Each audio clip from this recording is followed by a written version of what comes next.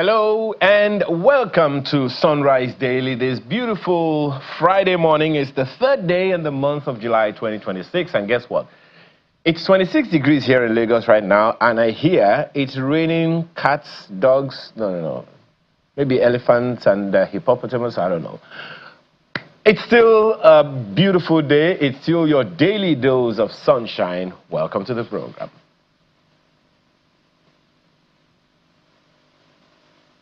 Good morning and welcome. Well, it is 25 degrees here in the nation's capital. I'm Kayla Megwa. Welcome to Sunrise Daily. Now, today on the program, we have quite a lot of things to talk about. And I think we should just dive straight into this conversation because it's a conversation that we are all very confused about. I need clarification. I need to understand what happened. We've seen an explanation from the presidency following this issue about some fictitious agency, the matter of Adeyemi Matthew and the fictitious Presidential Foreign Intervention Promotion Council, the Presidential Economic Advisory Council. First of all, when I hear these kinds of agencies, the first thing that comes into my head is, what is this? What is this about? What does this do? And there are quite a number of agencies, kind of like this one. And we see that budgetary allocations are made to them. And we start to wonder, okay, so what does this agency do? In the case of this particular one, we got a response from the State House, and I'm going to take time to get that response from the State House. The spokesperson of the president, Mr. Bayo Onanuga, he said he's aware of the public interest surrounding the activities of one Adeyemi Matthew. It's a very long statement, but basically they're saying that he's been falsely parading himself as the Director General of a non-existent Presidential Foreign Intervention Promotion Council, also referred to in some instances as the Presidential Economic Advisory Council. Now, the office of the Chief of Staff to the President was the first to alert security agencies, according to the statement, to the existence of this illegal entity after officials of the Nigerian Investment Promotion Council, NIPC, raised concerns. And you would understand why they would raise concerns. It sounds like something they do. You know, something felt like a replica of the work that they did. So yes, the NIPC had raised concerns that another supposed government agency appeared to be operating at cross purposes with it. So that's where the issue started. And we've been following this story for a few days just so we can get all the clarification that we can possibly get on what's happening. And it's been trending on social media for days now. Everyone has been talking about this. And the statement from Mr. Bayo Onanuga, which is scrolling on your screens right now, actually raised more questions. Because we started seeing, okay, wait, there was a budgetary allocation. Okay. How did a fictitious agency make its way into Nigeria's budget? That's the first question. Then we hear that they had an office at the Federal Secretariat. Now, I don't know if you've been to the Federal Secretariat here in Abuja, but you can't enter. It's not a free-for-all. It's not the kind of place that you can stroll into. There are security checks everywhere. And an allocation of an office at the Federal Secretariat means that at some point the government is, kind of aware of what's going on. It's not possible for random people to come and have an office. You can't even enter. Talk of having an office.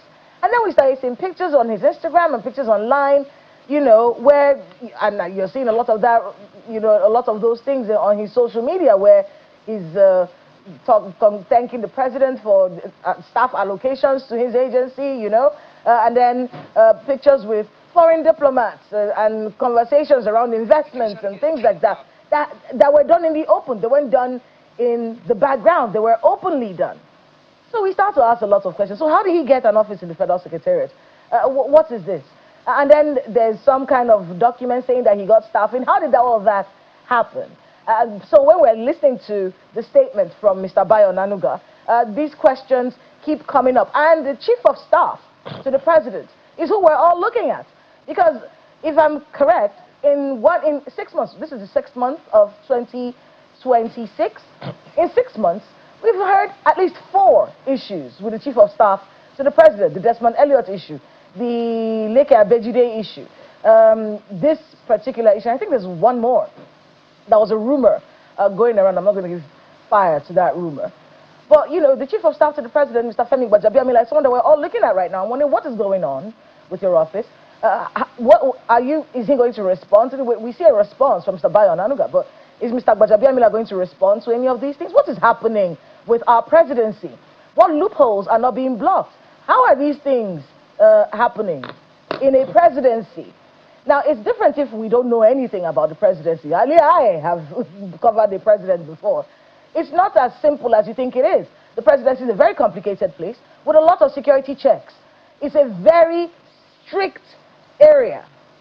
How are these mistakes happening in a government that is so closely watched by the Nigerian people? A government that is struggling right now to get the Nigerian people to believe in them and give them a mandate again in 2027. How are these mistakes happening? Mr. President, how is this happening? Our guest this morning made a statement. He said that if the council was fake, explain. He says, it's Mr. Solomon Dalong, by the way. He says, if this council was fake, explain how it entered the former sports minister, how you know it got into the budget. That's what Prince is asking, and a lot of the questions that we are asking as well. But let me get him to talk about it. Joining us this morning via Zoom is Mr. Solomon Dalong. Mr. Solomon Dalong is the former Minister of Sports. Mr. Solomon Dalong, good morning and welcome to Sunrise Daily. My Friday this morning was Sunrise Daily. It's nice to have you on the program. Talk to us, Mr. Dalong. What went through your head? You've been a minister, so you know how this budgeting works. I think you were a minister at the time when we started understanding how a lot of this budgeting is and how these agencies come about. So let's start with that. What are some of the questions that you have been raising since this particular matter came to the fore? It's unfortunate that we are finding ourselves in this situation. I think the response of the press or the spokesperson of the president from the beginning, I mean, it's worrisome. This is a very serious issue.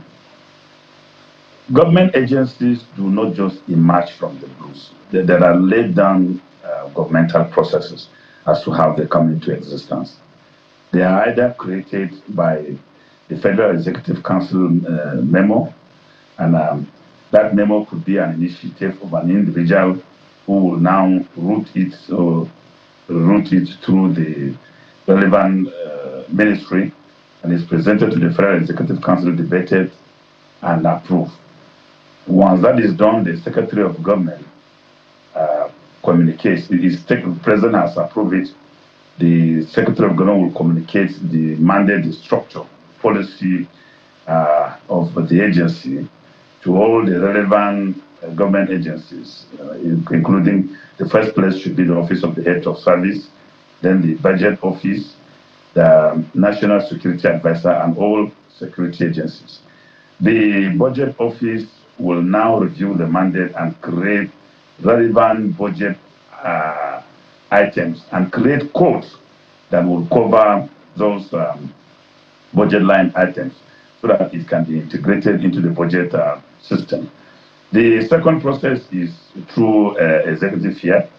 If the president maybe on receive of memos or letters from individuals suggesting the need for the creation of an agency that will intervene, the president, after sending it to his technical team and reviewing it, will through executive pronouncement create the agency, mandate the Secretary of Government to communicate through these same processes. This is how a government agency comes into existence.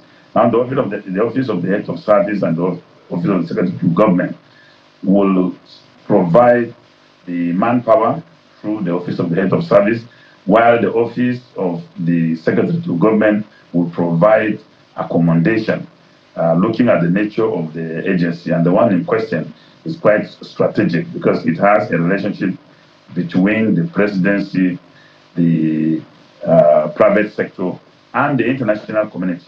So it will definitely be housed in a very strategic location where the security of foreign investors and even foreign diplomats who will be engaging will be free and safe.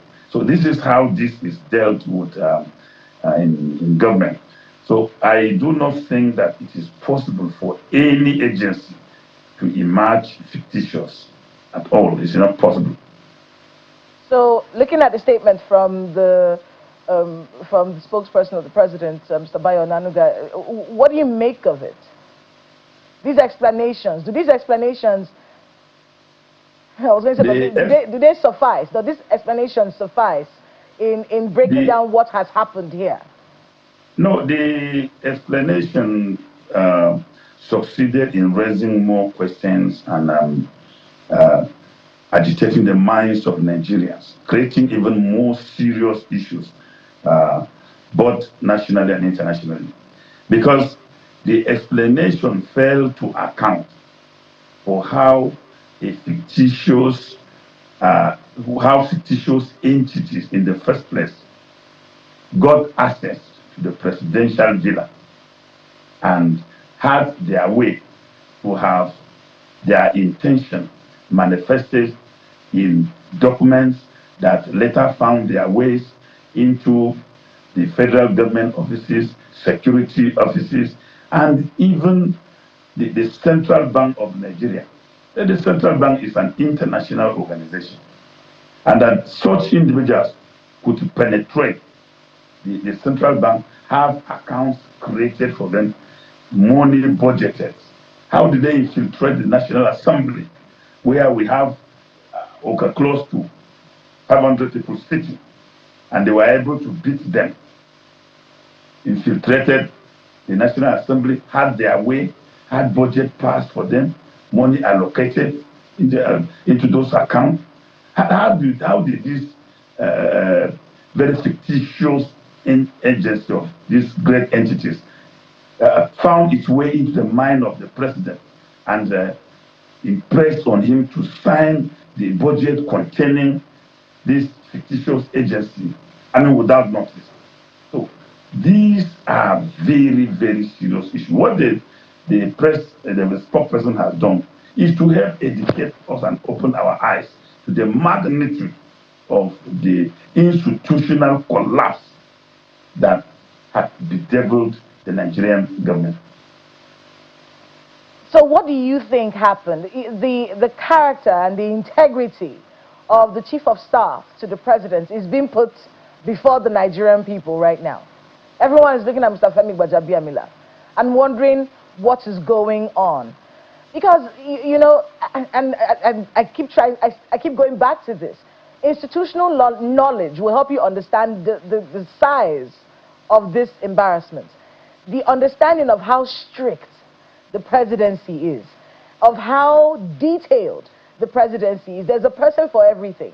In fact, there's the committee for everything. It's not something that things can just be, it's the truth. It's not something that things can be slipping through the cracks and they mistakenly put this here and this mistake. No, it's not that sort of institution. It's a very detailed institution. The presidency is very firm. What do you think happened here? The rumors that are going around about the chief of staff to the president, and I'm not going to go into those rumors because I don't want to give life to them. But what do you think has happened in this case? Was this a mistake in your view? Anybody who is not looking at the chief of staff to the president as a prime suspect is complicit in the entire transaction and needs to be also investigated. Look, those that Nigeria should hold accountable: number one, President Bola Ahmed Tinubu; number two, the chief of staff; number three, the secretary to government of the federation; number four, the national security advisor; number five, the DGSSS; number six, the chairman EFCC; number seven, the central bank governor. These people, I line them, played roles in embarrassing Nigeria. So the chief of staff, who is the ear and the eyes of the president, the gatekeeper, the first contact point with the office of the president, should by this time would have been suspended before any other investigation, because they're not going to make any headway without him. Adeni did not access the villa except somebody granted him pass. The villa is not zone 4 or a marketplace.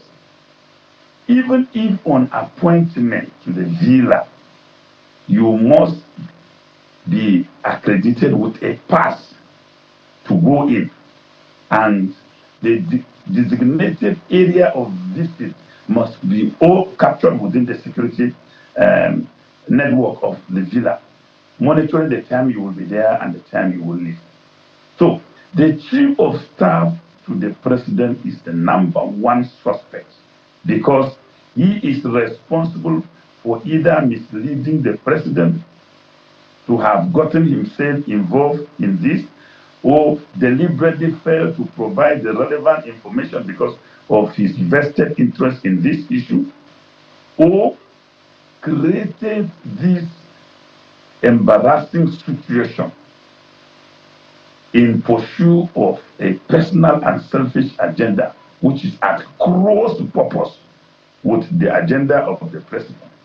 These are the tendencies that play out, but either way you go about it, recruiting even an angel to defend you, it will be very, very difficult to exonerate the chief of staff of the president. More so that his office has spent chance for this type of fraudulent activities.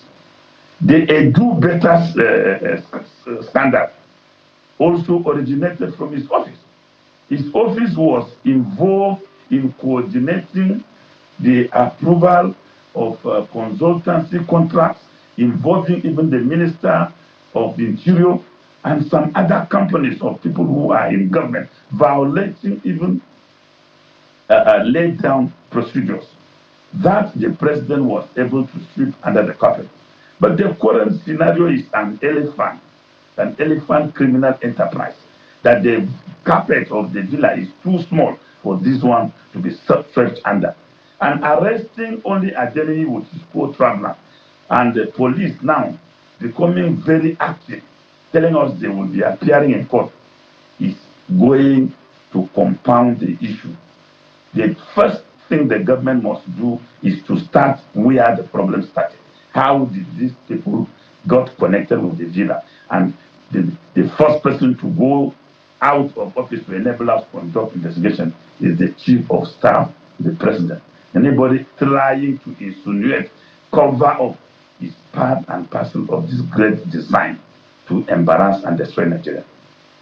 Of course, the president's reputation is also being looked at this very crucial time when the president is trying to gain the trust of the Nigerian people.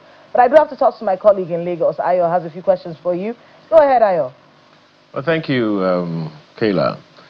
Barrister Dalong, well, I want to believe that you still practice law one way or the other, even if it is not in the courtroom. But let's look at the flip side of this issue. There are some other claims that have been made that, first of all, the issue goes as far back as 2025, when, you know, the chief of staff had allegedly, you know, written to the authorities to investigate the fellow and, you know, raise some other issues. The statement from the presidency also references a 2016 allegation where the United Nations had to say they didn't know that the fellow existed. Back to 2025, I think it was in November that the police came up with a report and said, look, we investigated this guy and that we found some fake documents and all of those things and all of those things. And of course, Mr. Adeyemi himself has said, look, if all of these things are not true, let the court decide. But when we look at the historical antecedents that are also coming up here and there, what are your thoughts on the issue? I ask that because it is very easy. Governments all over the world do not enjoy the patronage of their people. We always look at government on the negative side, on the cautious side, on the suspicious side, because the trust quotient has been eroded greatly over the years. But with this information that had gone ahead about almost a year now, what are your thoughts on those previous allegations which spiraled into what we have today? You know, while discussing issues like this, I'm always passionate about my country and the people. And I tried very, very much to be very fair and put myself in the shoes of those I am accusing. And I always ask myself, if I were in the shoes of the person I'm accusing, would I have acted differently? You see, we are dealing with investigation now. Who do we start calling to answer questions? And we cannot miss the target because we will not get it right. There is a gatekeeper who is manning the gate. And somebody broke into the apartment, successfully occupied, and after some time looted everything in it. And you are now telling us that the person who mans the gate could not see him, did not know until so many years later before he complained. That is called complicity. So I've dealt with the legal aspect of it. Now, why did it take the chief of staff to the president so long to discover? Let me take an item and educate Nigerians. Budgets had processes which they are prepared. Agencies conceived their budgets. They present it to their ministries. The ministries sit over these budgets and review them, align them with their priorities and their envelope, present the same to the Federal Executive Council. The Federal Executive Council discussed it extensively and then prepared it into estimates, and same is presented to the National Assembly. Could it be that these cumbersome and Herculean processes escape the eagle eye of the chief of staff of the president? The answer is certainly no. The chief of staff of the president is somebody who is all over to ensure that everything involving the office of the president is done within the ambit of procedures and law. So the audit in his office, there should also be a committee or an office dedicated to monitor, manage, and audit the activities of government agencies. What is happening to the office of Adiza, the SA policy and implementation?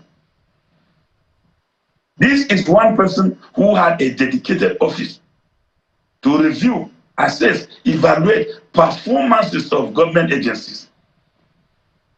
What is Adiza's report about this agency? How did she get this agency into government for her to assess and submit the report?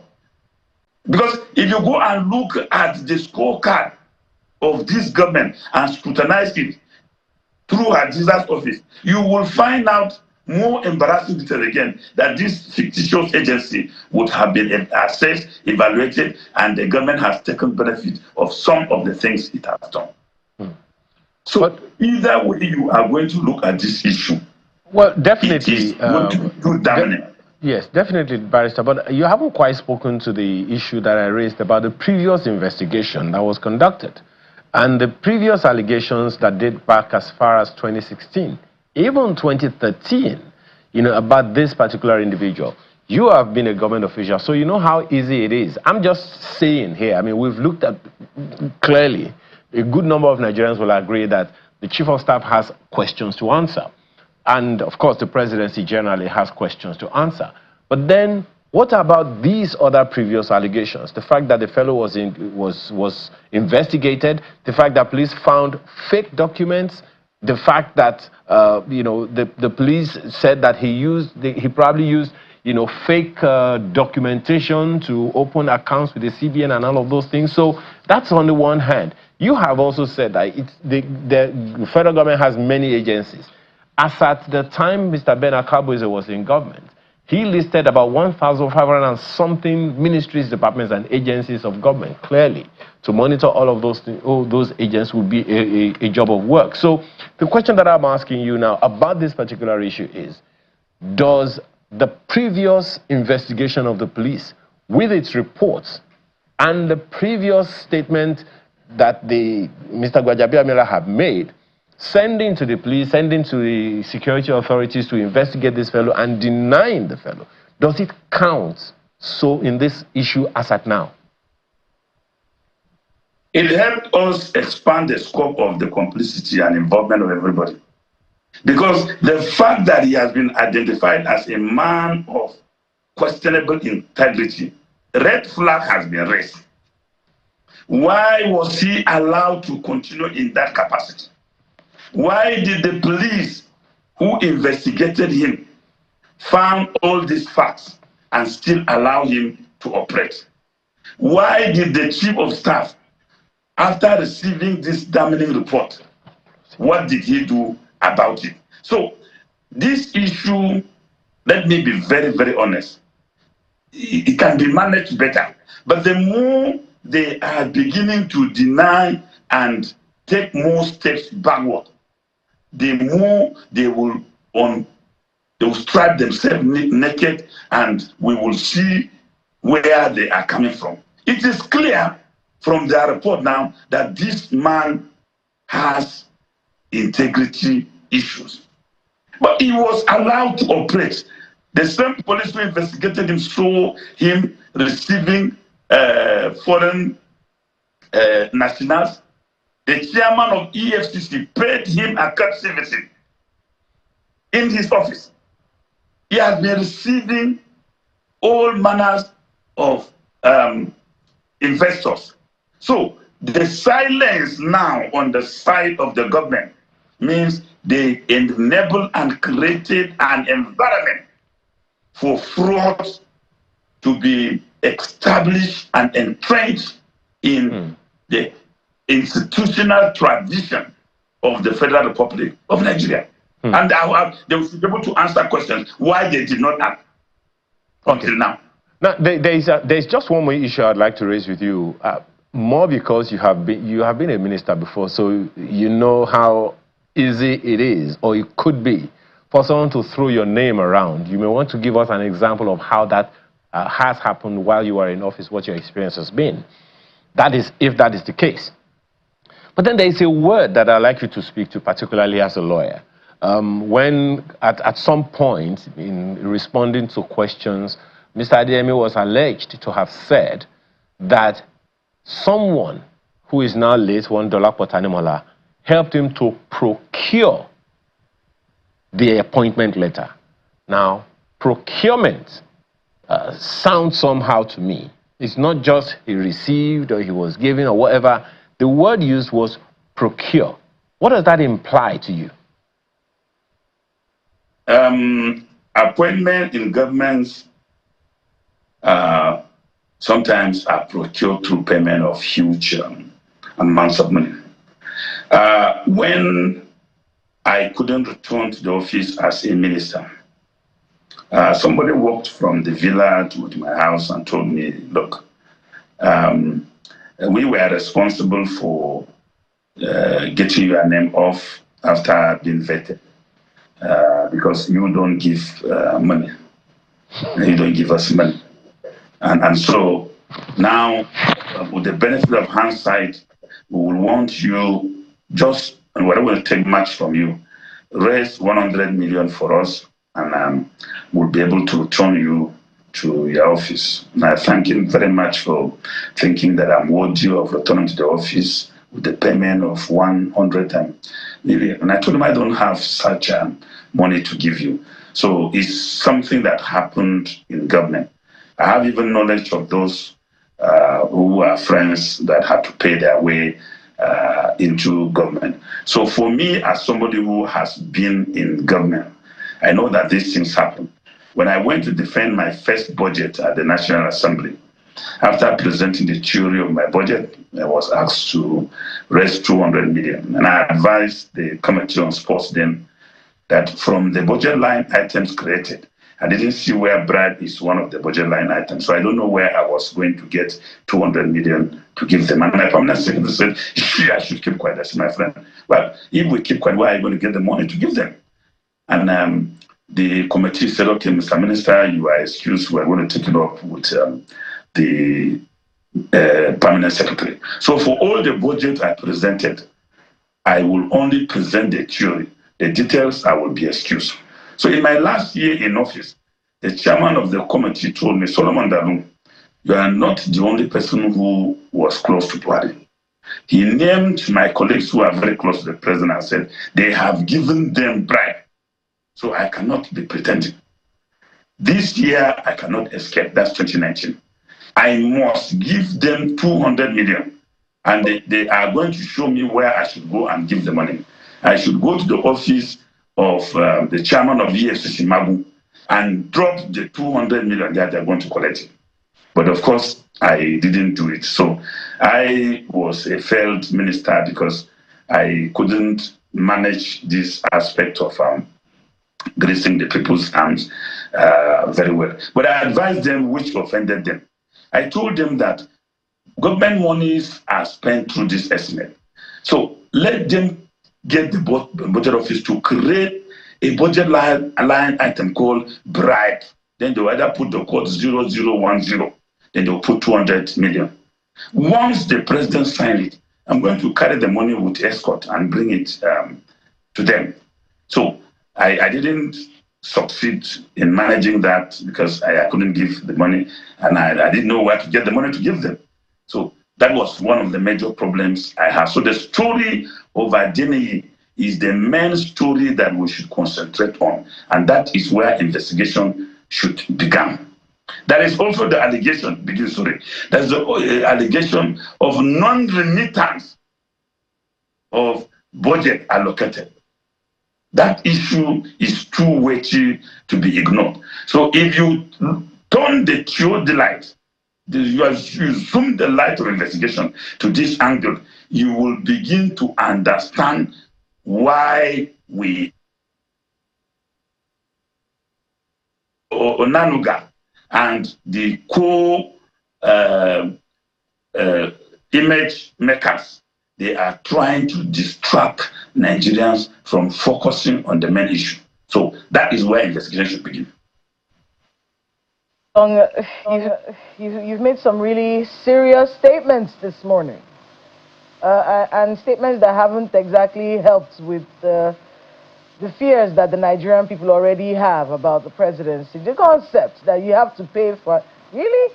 I mean, listening to you say all of that, well, you say it happened to you, so I mean, you'll be able to say, look, this was my experience. It's a very messy situation, and the mess is getting bigger. And I listened to you with my colleague, the more you explain this matter, the more you expand the scope of how much we don't understand in this situation.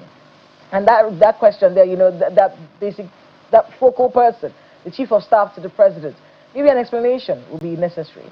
Or some kind of, I don't know if this statement from Bayo Onanuga is getting the job done.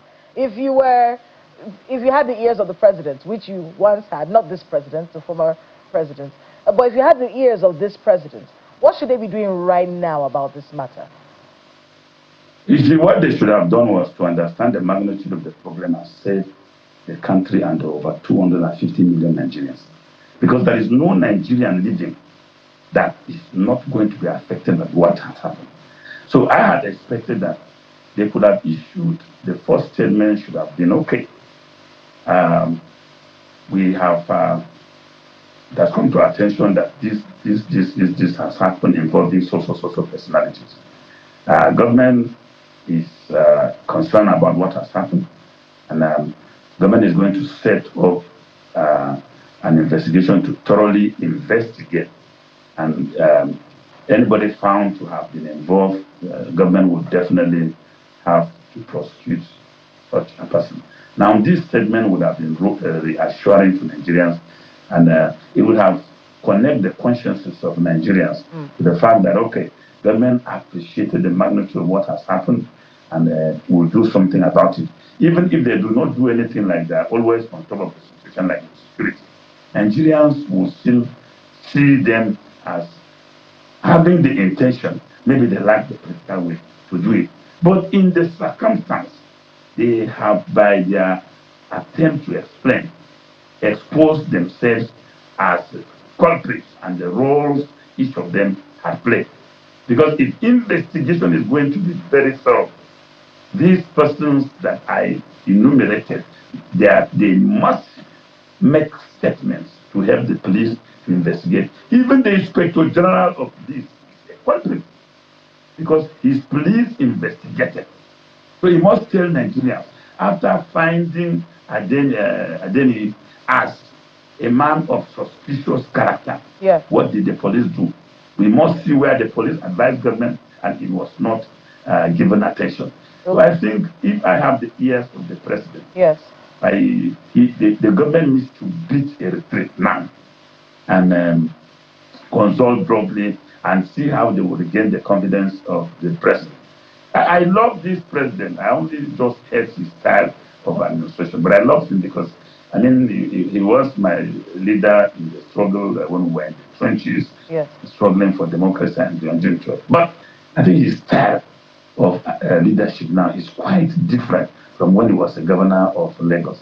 So I'm disappointed that the Lagos magician has no ornament to perform magic now at the national level. All right, Mr. Dalong, that's all the time we have this morning to talk with you. But I want to thank you very much for making out the time to be with us on Sunrise Daily, and good luck with all the work you have ahead of you. Thank you very much. God bless Nigeria. We're going to commercial break. When we come back, insecurity, state policing, and economic challenges in northern Nigeria will be our focus. Stay with us. Welcome back. Now, while we are all talking about state police and rejoicing about it, there are people who have had a lot of fear about what state police means, especially in parts of northern Nigeria. My guest this morning, or our guest this morning, Alhaji Dambaturi Abdul, is the president of Arewa Youth. And we're looking at a statement from his office which says that there is a disadvantage to state police and one that he's very scared of. So let's hear from you. Thank you very much for being with us this morning. Thanks for having me, my sister. I am here to speak the mind of the young people, most especially in northern Nigeria, because it's a very good initiative by President Bola Ahmed Tinubu. But what I want the world should know, most especially international community, is that the northern Nigerian youth has been marginalized since 1990, because most of the time, if a project like this came out by the government in a way that we are hoping to see our young people benefiting it, our young people are part of it, but at the end of the day, we will now realize that we are not even be recognized. How is this going to affect Arewa youth negatively? How is state policing going to affect people negatively now? Thank you very much. The way it's going to affect us, that if the governors try to politicize it, and the reason why I say so this is because Mr. President has implemented a lot of projects from the local government autonomy, CNG project that Mr. President has been implemented, but we did not benefit a single part of it, my sister. There is no single human capital development that the northern Nigerian youth are benefiting at the local level. You said if they politicize it, what does that mean? If for example, the federal level did not concentrate more on it, before you know, the governors will now turn it in a situation whereby they will be started looking for their political members to bring them into it. And you see, if anything that has to do... In the recruitment, just so I can understand. Yes. In the recruitment into the state police, you said they'll start recruiting their family members. Yes, or and your political associates into it. And you see, by the time they keep competent aside, trying to bring politics into it, that means everything has spoiled and it's not going to work according to the plan of Mr. President and according to the plans of northern Nigeria and Nigerians at large. They said there are checks, though. There are things that are supposed to check that impunity. Yes. This is still an ongoing process. Yes. What kind of check do you think will stop governors and the governors that you're accusing of abusing this state police? What kind of check should be done? Thank you very much. So I want to use this opportunity to call the attention of Mr. President. No, it's not as if things should be implemented only in the paper. Okay. I will advise the president, who is a leader and a father, the president should visit all the states in northern Nigeria and monitor the process of the state police. If the president will do that, I think we will have it the way we want. But for him to sit down, if he's going to sit down and implement it just in a paper, I'm telling you, my sister, the governors that we know, the governors that we see them in the seat today, they are going to use the state police for their own advantage. Because we have seen such. State police, is a welcome development to us, most especially with the northern Nigerian youth, because we have been battling with insecurity in the north. And we are always ready to support the government. We are always ready to support the military. But the issue is, where is the platform? Where is the opportunity? So you see, this is where we want the government to come into it, so that we will have the morale to do that. Because we have the competence. Anywhere you see the northern Nigerian youth is someone that is sincere. Anywhere you see the northern Nigerian youth is someone that he is ready to sacrifice for the unity of Nigeria.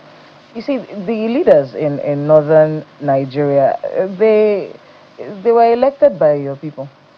Were they not? Are you saying you didn't elect the leaders that are there? My sister, when you mention issue of election, my point is, you put these people leadership in office. You put these people in office. Yes. And you're supposed to be holding them accountable as well. You don't put people in leadership and then you leave them alone. That is what. So are you saying that Arewa youth have been unable to hold their governors accountable? That is what I am doing. We are doing now. Okay, so this is your way. That is where I am. That is why I am here, and that is what we are doing, because holding them accountable is our responsibility. Yes. And we are doing that, and we will keep on doing that. And my sister, I am here as a member of Arewa Youth and member of TSG. And I'm here to make sure that our youth has been recognized and our youth has been part of every activities that has to do for the development of this country. Because we have been marginalized in every sector. We have been marginalized in every part of any activities that has to do for the development of Nigeria. You know, that's why I said you'd want to put these people in office. You voted for them. We see you for doing the elections. You know, because it's not just about now, it's not just about this particular policy. You're saying that over time, yes, over the years, that you've never benefited from anything, yes, any program of government, that the Arewa youths have been excluded, yes, from them. Well, you know, it's a very damning statement to make. Yes.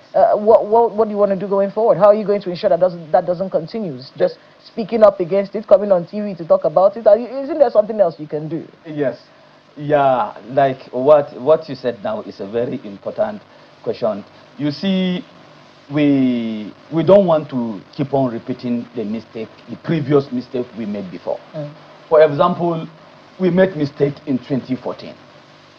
That we all realized that this is the mistake we made in 2014, and we don't want to repeat that same mistake now. As I'm talking to you, we are ready to participate in every angle of positions of any political positions that has to come henceforth. Okay. Yes. For example, now after 2031, you know, the leadership will be going to the northern Nigeria, and as it is today, our plan is to mobilize ourselves.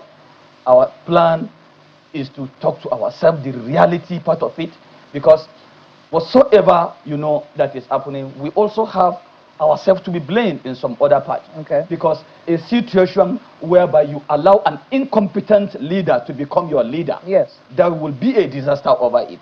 So we acknowledge that, and we are ready to walk into it after the administration of President Bola Ahmed Tinubu in 2031.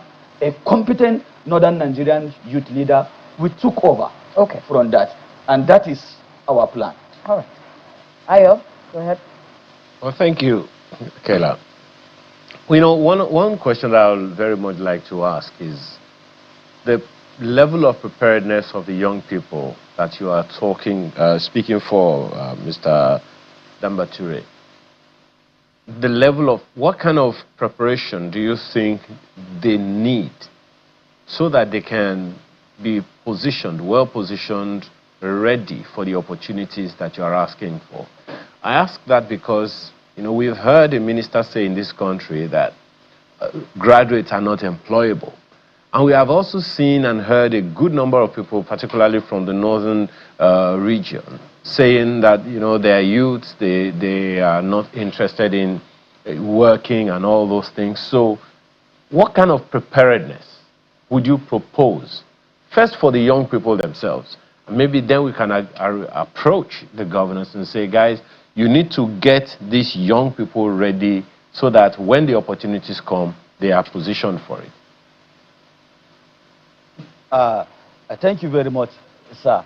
I think I may disagree with my leader, the minister, when he said there is a lot of graduates, but they are not employed. We, the Northern Nigerian youth, all we need is the platform for us to showcase whatsoever we have. As a graduate, you don't expect me to wait for government to employ me after spending over 4 years in university. So all we need is for us to have peace in Northern Nigeria. We are farmers. The Northern Nigerian youth are young, vibrant people. We are farmers. We have so many business that we can showcase our talent on. The federal government cannot employ everybody. Everybody in this country cannot be a civil servant. As I'm talking to you here, I'm not a civil servant. I'm a farmer, and we so much believe in that. But today, our people cannot go to farm. Today, our people cannot even travel from one place, from the one local government to another local government in Northern Nigeria. All we want is that the federal government have been doing well, most especially in the issue of security. If you check the people that are in charge of security now, they are doing their best, but we want them to do more. As I'm talking to you, we want them to do more, because when we have the platform, when we have the peaceful playground to express our opinion, when we have the peaceful playground for us to showcase our talent, we are ready to do that. We are ready to do that, and we can do that because we, the Northern Nigerians, we don't wait for government to employ us, but we want to be recognized. We want to have the opportunity, because you all know, in every election that will come out in this country, the Northern Nigerian youth participate massively in it. We brought, as I'm talking to you, let me say it without any shaking. Northern Nigerian youth brought President Bola Ahmed Tinubu. Northern Nigerian youth brought President Muhammadu Buhari. Northern Nigerian youth brought President Goodluck Jonathan. But what happened to us? Nothing. We have been left behind in so many things. So as it is today, we are ready to support anything that has to do for the progress of this country. But we have been left behind, and the federal government needs to do something before it's too late. Do what? Thank you very much. Do what? They should come for us. How? By, after implementing project, they should monitor it. Not just by implementing a project, or not just by allocating a lot of money to this governor without monitoring it. Okay. I checked the allocation of a particular state in my region, in North, a state that has been receiving 14 billion in 2023. As I'm talking to you today, that state has been receiving 45 billion. What are they doing to it? Go to Northern Nigeria today. The highest level of poverty is incomparable to anywhere. We have the mineral resources, we have everything, but we cannot benefit to what belongs to us. Why? Yeah. Okay. So it's the responsibility of our leaders to do that. Okay. Alhaji Dambature Abdul, we've heard you. Thank you so much for welcome. expressing yourself. Thank you very and being much. with us on the program this morning. And good luck. Thank you very much. Our greetings to everyone in the Arawa Youth Forum. You know there's a lot of them out there. Yes. Our greetings to all of them. Thank you. All right, that's all the time we have this morning. It's a Friday. Hey, have a great weekend, and we'll see you soon. I'm Kayla Magwa. And I'm Ayo Makinde. Business Morning is next.